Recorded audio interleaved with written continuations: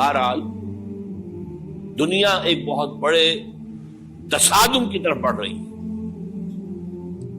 اب میں اس سے اگلی بات جو کہنا چاہتا ہوں اس کے لیے پہلے سے معذرت کروں. خوشخبری میں نے دی ہے تو بدخبری بھی مجھے دی. اس عالمی غلبہ اسلام سے پہلے ابھی امت مسلمہ کی بہت پٹائی ہونی ہے، بہت پٹائی ہونی ہے، بہت پٹائی. یہ میں نہیں کہہ رہا، حضور نے کہا ہے. کتاب الملاحم احادیث کی کتابوں کے آخر میں یہ 4 ابواب جو آتے ہیں جن کو عام طور پر علماء بھی نہیں پڑھتے، اس لیے کہ ان سے کوئی فقہی مسئلہ تو نکلتا نہیں، ان سے کوئی شرعی حکم نہیں نکلتا، وہ تو پیشین گوئیاں ہے. کتاب الفتن کیسے کیسے فتنے اٹھیں گے، کتاب الملاحم کیسی کیسی جنگیں ہوں گی، کتاب اشراط الساعہ قیامت کی علامات کیا ہوگی، کتاب و علامات القیامہ یہ کیا ہوں گے. ان ابواب کو پڑھیے تو آپ کو معلوم ہوگا اس دور کے آنے سے پہلے ابھی امت مسلمہ پر اللہ کے عذاب کے بہت سخت کوڑے پڑ. معافی چاہتا ہوں. اگر رسولوں کی شان یہ تھی کہ وہ بشیر بھی تھے اور نذیر بھی تھے تو میں بھی ایک ادنا غلام نہیں کہوں. میں جو کہہ رہا ہوں قرآن حدیث سے کہہ رہا ہوں. یہ عذاب کیوں آئے گا؟ امت مسلمہ بحیثیت مجموعی اللہ کی نگاہ میں مجرم، بہت بڑی مجرم. کیوں؟ 1 انچ زمین دنیا میں نہیں دکھا سکتی جہاں اللہ کا دین قائم. یہ مذہب ہے، مسجدیں ہیں، حج ہے اور عمرے ہیں، یہ مذہب ہے. دین کہاں ہے؟ اللہ کا نظام کہاں ہے؟ دین حق کہاں ہے؟ وہ نظام عدل کہاں ہے؟ وہ نظام سیاست کہاں ہے؟ وہ قانون شریعت کہاں ہے؟ آپ کی ساری معیشت سود کے اوپر ہے، اور سود سے زیادہ بڑا گھناؤنا جرم کوئی نہیں، سود سے زیادہ بڑا گھناؤنا گناہ کوئی نہیں. اس کے بارے میں حضور نے فرمایا الربا 70 جزءا یحوما، 2 حدیثیں ہیں. ربا کے 70 حصے ہیں یا 70 گناہ ہیں، 70 گناہ ہیں، جن میں چھوٹے بھی ہیں بڑے بھی ہیں. 70 گناہ. ایسا روحا ان میں سب سے چھوٹا اس کے مساوی ہے این کہ الرجل امہ، کہ کوئی شخص اپنی ماں سے زنا کرے. سنن ابی داؤد کی روایت ہے، سن لیجیے پڑھ لیجیے. سارا نظام آپ کا کہاں ہے؟ تجارت ہو تو اس پر ہے، زراعت ہو تو اس پر ہے. بیج لیا تھا تو سودی قرضے پہ لیا تھا، اس کے بعد جو اس کے لیے کھاد خریدی تھی سودی قرضے پہ خریدی تھی، پیسٹی سائڈ خریدے تھے سودی قرضے پہ خریدے تھے. اس کے بعد اگر کوئی ہارویسٹر لیا ہے، کوئی اور لیا، ٹریکٹر لیا تو سودی قرض. سود ہر دانے گندم میں سود ہے. کوئی شخص بچا ہوا نہ، میں بچا ہوا نہ بچے ہوا، کوئی بچا ہوا. سارا کاروبار، ساری صنعت و حرفت، ساری حکومت، پوری حکومت، پوری قوم سود کے اندر جکڑی. ایک ایک شخص. کہاں ہے اسلام؟ آپ میری بات سمجھ لیجئے. اسلام کے 2 حصے کر لیجئے. اسلام بطور مذہب، اسلام بطور دین.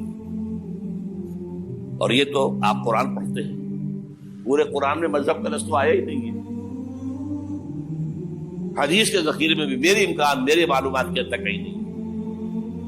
یہ مذہب تو ہمارے یہاں استعمال ہوتا تھا فقہوں کے لیے. مذہب حنفی، مذہب مالکی، مذہب شافعی، مذہب حنبلی، اب ایک مذہب سلفی اہل حدیث حضرات کا ہو گیا ہے، مذہب ظاہری، مذہب جعفری. یہ فقہوں کے لیے تھا. مذہب کیا ہے؟ مذہب کا نام 3 چیزوں کا مجموعہ مذہب ہے. کچھ عقائد، کچھ عبادات، کچھ رسومات. بچہ پیدا ہوگا تو کیا کریں گے؟ عقیقہ کریں گے. کوئی فوت ہوگا تو کیا کریں گے؟ جنازہ پڑھائیں گے، کفن دفن کریں گے. شادی ہوگی تو کیا کریں گے؟ ایجاب و قبول ہوگا، ولیمہ ہوگا. یہ رسومات ہے. دین یہ نہیں ہے. دین ہے اللہ کا دین، اللہ کا نظام، اللہ کا قانون. وَمَن لَّمْ يَحْكُم بِمَا أَنزَلَ اللَّهُ فَأُولَٰئِكَ هُمُ الْكَافِرُونَ. جو اللہ کی اتاری ہوئی شریعت کے مطابق فیصلے نہ کرے وہی تو کافر ہے.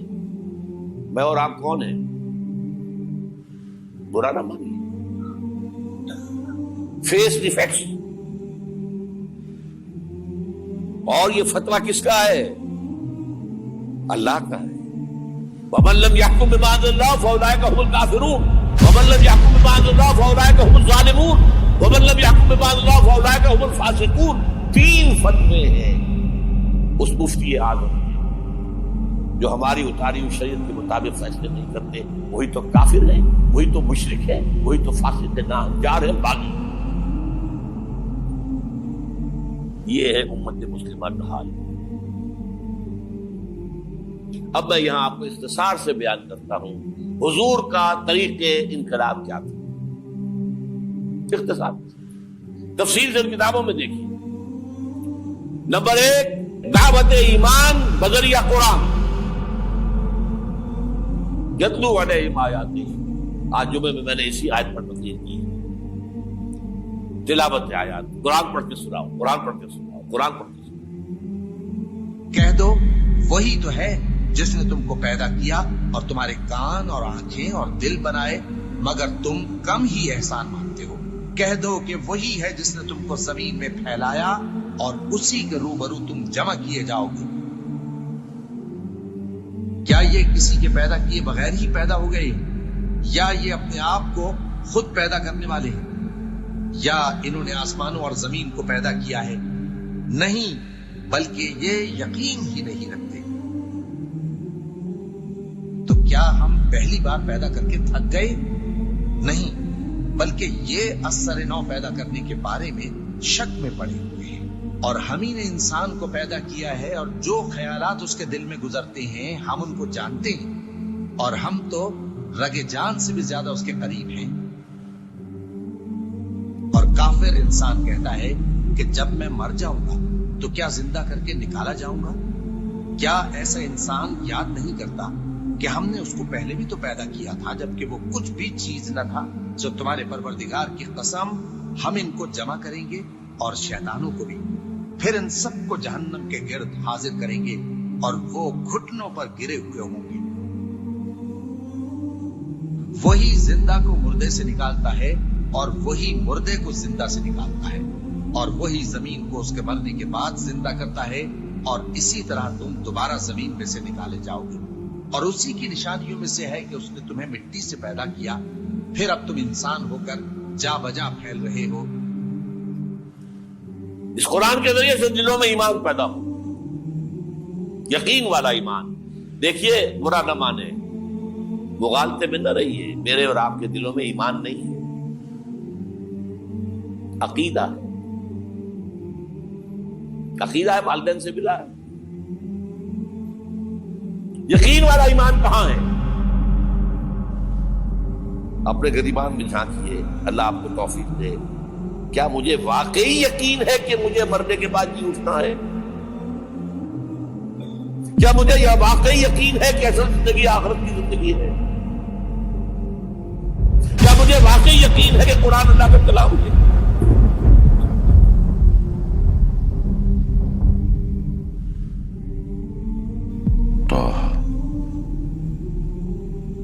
ما أنزلنا عليك القرآن لتشقى إلا تذكرة لمن يخشى تنزيلا ممن خلق الأرض والسماوات العلى الرحمن على العرش استوى له ما في السماوات وما في الأرض وما بينهما وما تحت الثرى وأن تجهر بالقول فإنه يعلم السر وأخفى الله لا إله إلا هو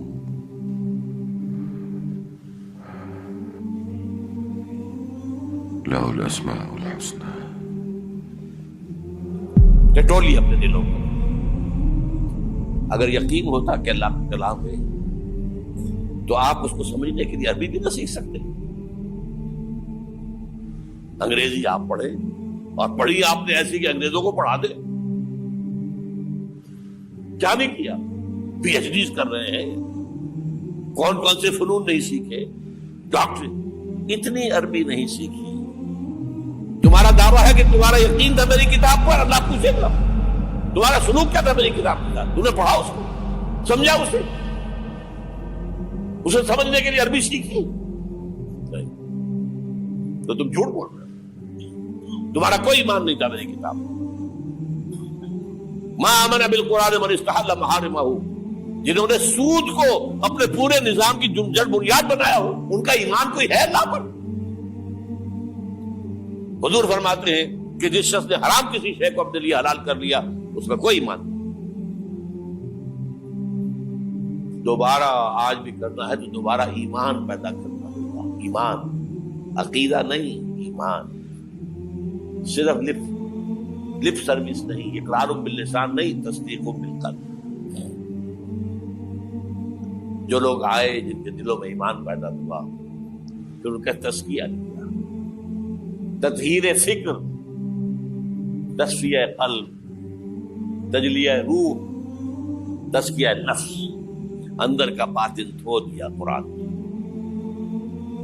جو بجاں در رفت جہاں دیگر شمس، جہاں چو دیگر شد جہاں دیگر شمس۔ یہ قرآن جب کسی انسان کے اندر اتر جاتا ہے، اس کے اندر کی مکمل اوور ہالنگ، مکمل صفائی، دماغ کی صفائی غلط نظریات سے، دل کی صفائی غلط نیتوں سے، غلط ارادوں سے،